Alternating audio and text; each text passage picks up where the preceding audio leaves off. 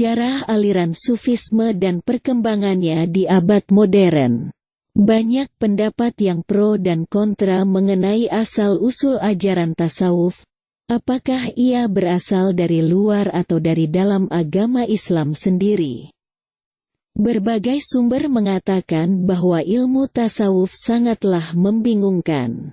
Sebagian pendapat mengatakan bahwa paham tasawuf merupakan paham yang sudah berkembang sebelum Nabi Muhammad menjadi Rasulullah, yang kemudian tetap dianuti sebagian orang Arab walau mereka sudah memeluk agama Islam dan Nabi Muhammad tidak mencontohkan hal itu sama sekali. Dan orang-orang Islam baru di daerah Irak dan Iran, sekitar abad 8 Masehi, yang sebelumnya merupakan orang-orang yang memeluk agama non-Islam atau menganut paham-paham tertentu. Meski sudah masuk Islam, hidupnya tetap memelihara kesahajaan dan menjauhkan diri dari kemewahan dan kesenangan keduniaan. Hal ini didorong oleh kesungguhannya untuk mengamalkan ajarannya.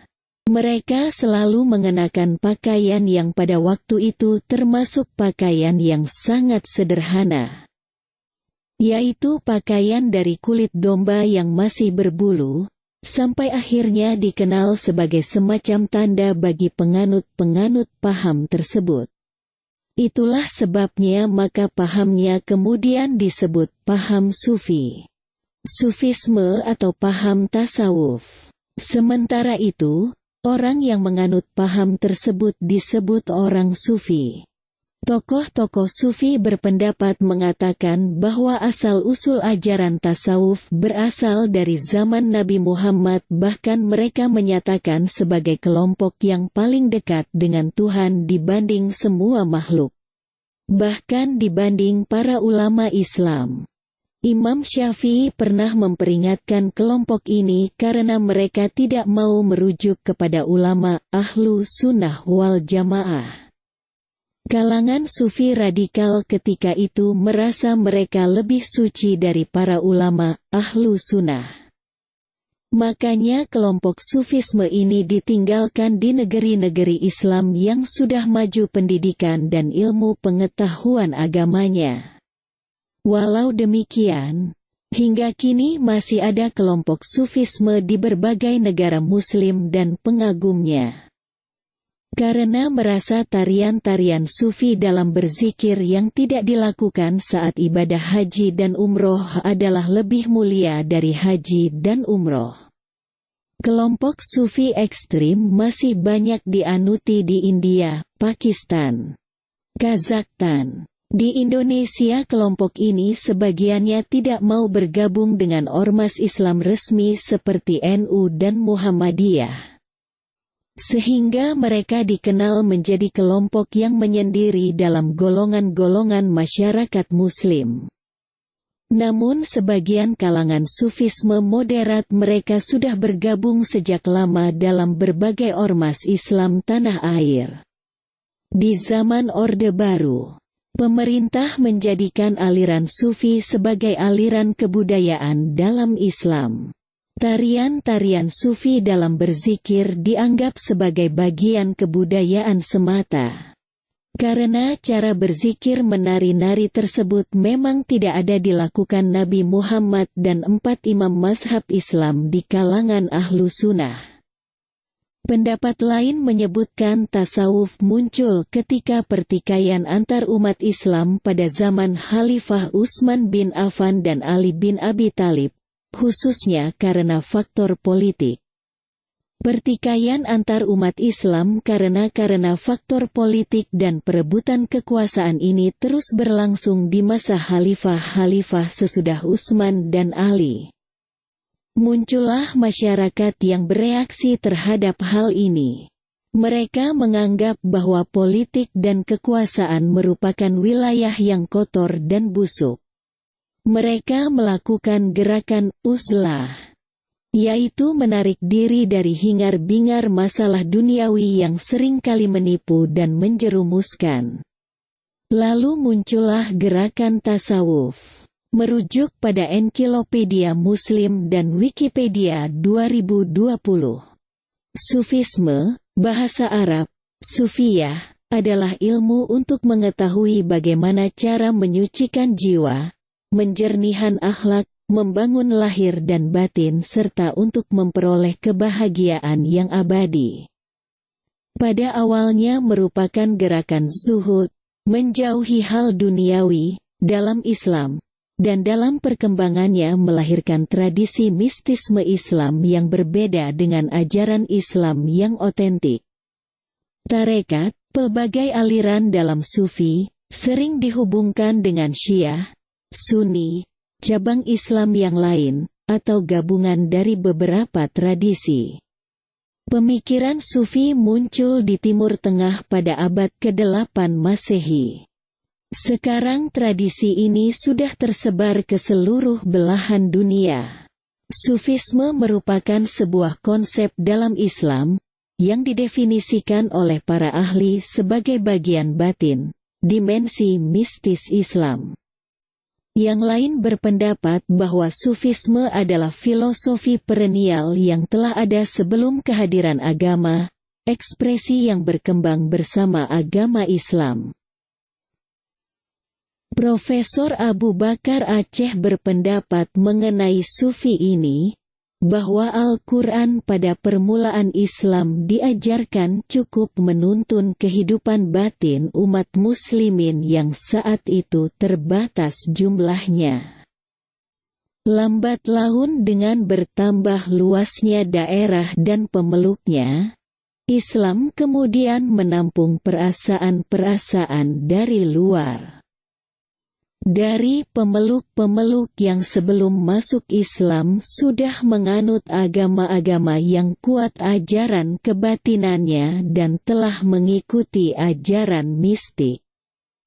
Keyakinan mencari-cari hubungan perseorangan dengan ketuhanan dalam berbagai bentuk dan corak yang ditentukan agama masing-masing. Perasaan mistik yang ada pada kaum muslim abad 2 Hijriyah, yang sebagian di antaranya sebelumnya menganut agama non-Islam, semisal orang India yang sebelumnya beragama Hindu. Orang-orang Persia yang sebelumnya beragama Zoroaster atau orang Syria yang sebelumnya beragama Masehi, tidak ketahuan masuk dalam kehidupan kaum muslim karena pada mereka masih terdapat kehidupan batin yang ingin mencari kedekatan diri pribadi dengan Tuhan.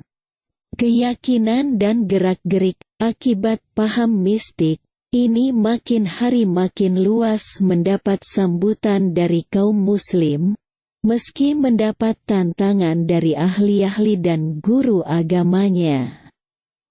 Maka dengan jalan demikian berbagai aliran mistik ini yang pada permulaannya ada yang berasal dari aliran mistik Masehi, Platonisme. Persia dan India perlahan-lahan memengaruhi aliran-aliran di dalam Islam.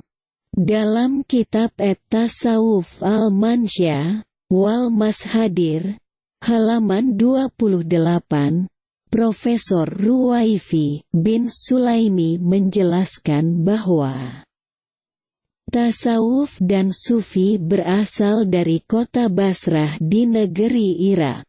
Dan karena suka mengenakan pakaian yang terbuat dari bulu domba, suf, maka mereka disebut dengan sufi. Soal hakikat tasawuf. Hal itu bukanlah ajaran Rasulullah SAW dan bukan pula ilmu warisan dari Ali bin Abi Thalib radhiyallahu anhu. Menurut Asy Syaikh Ihsan Ilahi Zahir rahimahullah berkata, tatkala kita telusuri ajaran sufi periode pertama dan terakhir, dan juga perkataan-perkataan mereka baik yang keluar dari lisan ataupun yang terdapat di dalam buku-buku terdahulu dan terkini mereka, maka sangat berbeda dengan ajaran Al-Quran dan As-Sunnah. Dan kita tidak pernah melihat asal-usul ajaran Sufi ini di dalam sejarah pemimpin umat manusia Muhammad Shallallahu Alaihi Wasallam. Dan juga dalam sejarah para sahabatnya yang mulia, serta makhluk-makhluk pilihan Allah Ta'ala di alam semesta ini. Bahkan sebaliknya, kita melihat bahwa ajaran Sufi ini diambil dan diwarisi dari kerahiban Nasrani, Brahma Hindu, ibadah Yahudi dan zuhud Buddha. Buya Hamka dalam penjelasannya menyebutkan bahwa ajaran Sufi ada yang merujuk kepada faham Ahlu Sunnah wal Jamaah. Walau mereka memiliki tradisi tarian zikir yang tidak dianuti Ahlu Sunnah wal Jamaah atau 4 imam mazhab Ahlu Sunnah. Akan tetapi Sufisme telah berkembang di Indonesia menjadi sebuah kebudayaan dan khazanah budaya bagi sebagian Muslim yang masih menganutinya. Secara akidah, kalangan Sufi yang bernisbat kepada Ahlu Sunnah adalah tetap mengikuti pemahaman akidah Islam yang diajarkan ulama-ulamanya.